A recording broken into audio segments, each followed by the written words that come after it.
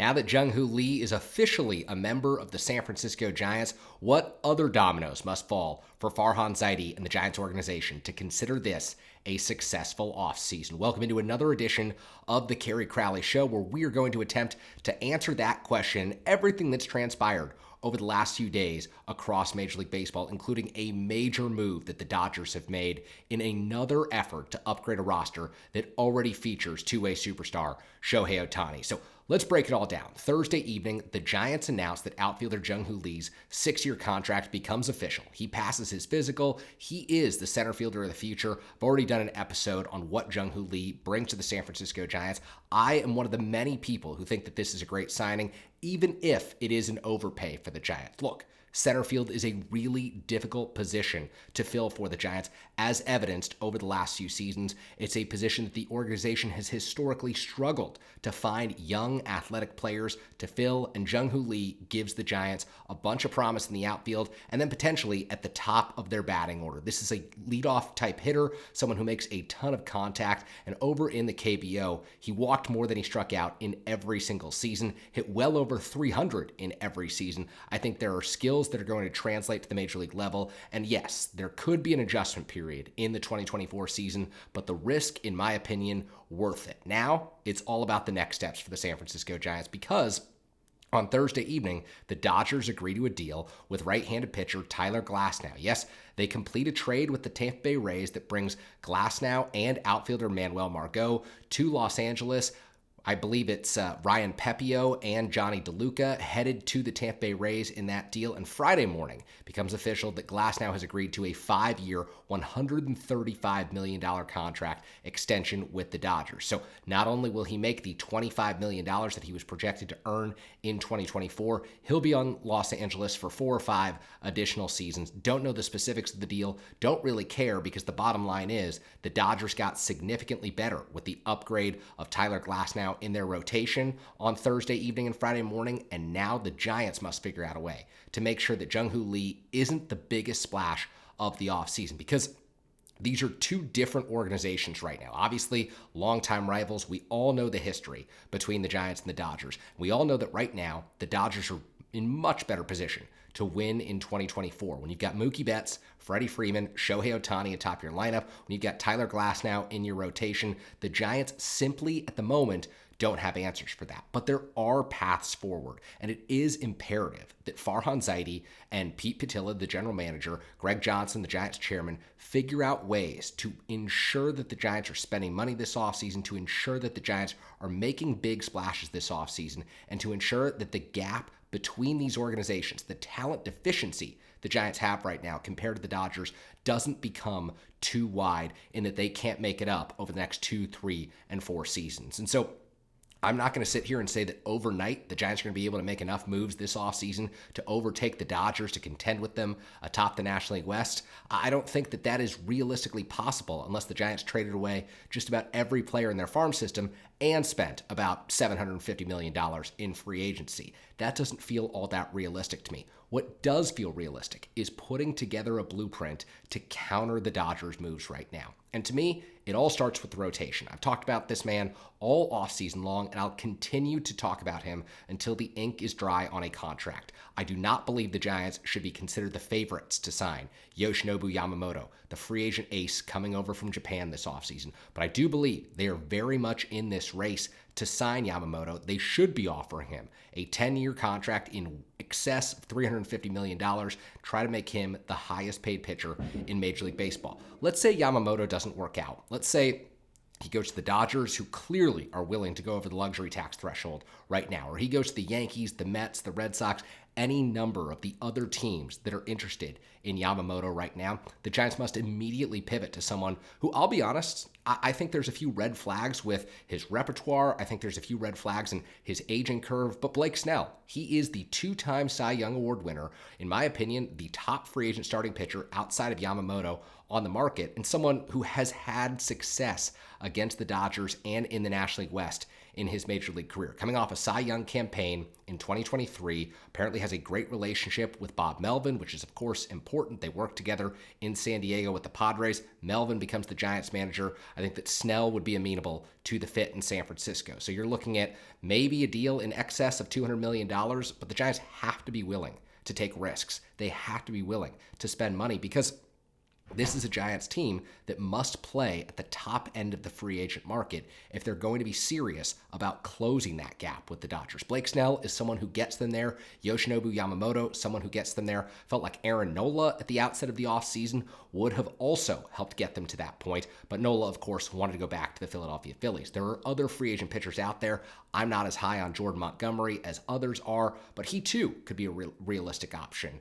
And there are also other avenues for the Giants to upgrade their rotation. And if you've listened to me on the Kerry Crowley Show before, really appreciate you tuning into those episodes. But I've said it once, I'll say it a million times. Pitching should be the blueprint for the San Francisco Giants. We saw it work in 2010, 2012, 2014. The Giants were never the World Series favorites in those seasons. Heck, some of those years, they weren't favored to win the National League West, and in 2014, they didn't. They were a wild card team that got into the postseason. But with a strong rotation, a strong bullpen, and an athletic defense that minimized mistakes, you can go far in the postseason. We saw it happen with the Arizona Diamondbacks this year. What good pitching and what solid defense and great athleticism will do for you. The Diamondbacks were an 84-win team that made it all the way to the World Series? And yes, that you're not going to have the same type of regular season success as the Dodgers overnight if you're the San Francisco Giants, but it's my belief that getting 3 stellar pitchers in your rotation when you already have one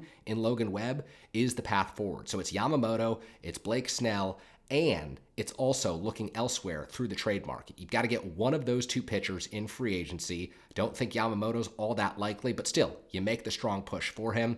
Blake Snell may be likelier. You make the strong push. You put up with the risk that comes with signing a free agent who's 30 years old, who, yes, look, he doesn't pitch deep into ball games. He walks a ton of batters. I think it was 99 last season, led Major League Baseball, but still, he strikes guys out. He posts low ERAs, and he's consistently been one of the better starters in Major League Baseball. So am I comfortable overpaying for someone like that who may not fit the ethos of dominating the strike zone? Yeah, because he is a top-end talent, and that's what the Giants need to be able to close the gap with the Dodgers. And so one of those 2 guys, and then you hit the trade market. And I've talked about this guy all offseason long. I'll bring him up again.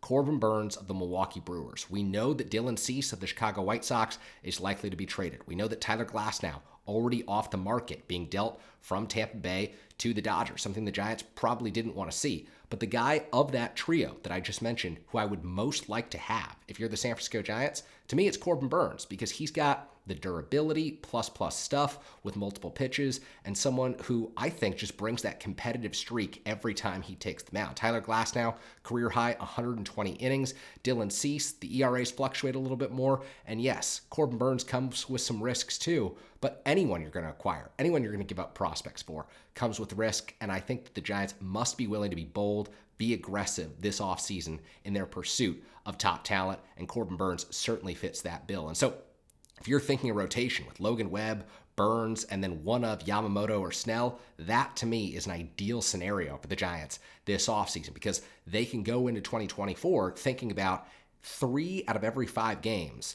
They feel very confident that they've got a pitcher on the mound who can win them that ball game. And maybe it only happens 50% of the time. Maybe it only happens, 40, 45% of the time. But there are other days when Alex Cobb comes back from his injury, when Kyle Harrison inevitably improves, gets better, gives you a few quality starts where you can win those games. There's a path to finishing, well above 500, not necessarily at the 100-win mark, but maybe around the 86, 87, 88 win mark in an era where wildcard teams can make it all the way to the World Series, where the expanded postseason field creates a path. And I think the Giants absolutely need to seize on that opportunity and be in the conversation in 2024. So aside from those players, another name has emerged on the free agent market. Both Chandler Rome, the outstanding beat reporter for The Athletic covering the Houston Astros, and Ken Rosenthal, we all know, national writer for The Athletic, have mentioned Framber Valdez as a potential trade candidate this offseason. The left-hander heading into, I believe it's the final year of his arbitration eligibility with the Houston Astros. He's going to be due something like $12.5 million this year. I think it would be crazy for for the Astros, quite frankly, to trade Framber Valdez consistently above 190 innings over the last 2 seasons, consistently below a 4.0 ERA, and someone who gets the ball on the ground, which is exactly what Logan Webb has done the last few seasons. I love the idea of the Giants pursuing Framber Valdez, and another reason I think that they could make it a successful pursuit if the Astros are open to trading him. And again, I think it'd be crazy for Jim Crane, Dana Brown, and company to do that in Houston. But if the Astros are open to moving him, Pete Patilla knows that Astros organization. He has relationships in there. He's the Giants general manager, and you have to leverage those relationships to get a deal done. And that's why I think that the Giants could be a solid landing spot for Framber Valdez if the Astros do pursue that deal. And again, I don't think that that makes a whole lot of sense for an Astros team that wants to contend, but it absolutely makes sense for a Giants team that needs to keep the ball on the ground, needs pitchers who are durable and can go out every fifth day. Valdez, much like Logan Webb, a throwback type starting pitcher, and that's what I love. So all of those pitchers that I just mentioned should be on the Giants' radar right now. The other move that I think the Giants ought to think about making, now that Jung Hoo Lee is a member of the Giants and can solidify center field, I do like the idea of signing Matt Chapman just a little bit more. And I know there are a lot of detractors out there who feel like Chapman is inconsistent at the plate and won't age well if you give him a 5 or 6 year deal, but I do think there's value in having a Gold Glove third baseman on your diamond who, if the ball's hit to the left side of the infield, you know that you're picking that ball up, you know that you're, turning a 5-4-3 double play, and you know that you're still able to get speed out at first base if the ball's hit down the line. Chapman, consistently one of the best defenders in all of Major League Baseball, brings surplus value on that side of the ball, the third base position. And if you've got Logan Webb getting a lot of ground balls, if you've got, say, a Corbin Burns or a Framber Valdez that you acquire getting a lot of ground balls, Yoshinobu Yamamoto suppressed home runs in Japan, he gets a lot of ground balls, then you need a defense that can pick those up, minimize mistakes, and convert those ground balls into outs, cover a lot of ground. With the Giants likely to start Marco Luciano at the shortstop position next year, I think that having a veteran third baseman who can cover more ground and make up for what could be a questionable glove for Luciano at shortstop, that would be really important. So if you're thinking about the future of the San Francisco Giants, I've talked about this many times, but I'll say it one more time, to compete with the Dodgers, to compete with the Padres, to compete with these lineups that are ferocious in the National League West and, the National League at large. You look at the Phillies, you look at the Atlanta Braves. One of the best things you can do is have an ace in your rotation, have multiple aces in your rotation, have guys who can win you ball games, and have a defense who covers a lot of ground, makes fewer mistakes, and consistently turns ground balls into outs. That, to me, should be the name of the game for the San Francisco Giants. They should be following the blueprint that Brian Sabean and company followed in the early 2010s, continuing to develop inside their organization, continuing to try to get these homegrown players to the major league level. The Giants did it with Pablo Sandoval, Brandon Crawford, Joe Panik, Brandon Belt, Buster Posey, and of course the homegrown rotation of Matt Cain, Tim Lincecum, Madison Bumgarner. Now it's on the Giants to continue to develop prospects while going outside the organization to make up the gap between the Giants and the Dodgers right now, because it was already a sizable gap heading into the offseason. And you look at what the Dodgers have done. Signed Shohei Ohtani, traded for Tyler Glasnow. You look what the Giants have done. Signed Jung Hoo Lee, a deal that I like a lot. But I think we can all say the Dodgers have had the better offseason to date, and no matter who the Giants sign, the Dodgers will probably end up with the better offseason simply because the Dodgers got Shohei Ohtani. You can't let them get Yoshinobu Yamamoto. You can't let them extend this gap. You can't let them win 110 while you're winning 80 next year. The Giants must act aggressively, they must be bold, and they must do whatever they can to close the gap this offseason so that in 2024, 2025, 2026, they're making it even more narrow. That is the path to contention in the National League West moving forward. More on the Kerry Crowley Show this weekend. Thank you so much for watching. If you enjoyed this episode, please hit that subscribe button, like, comment, tell me what you think the Giants should do in the coming days to help compete with the Dodgers, the Padres, the Diamondbacks atop the National League West. Thanks for watching.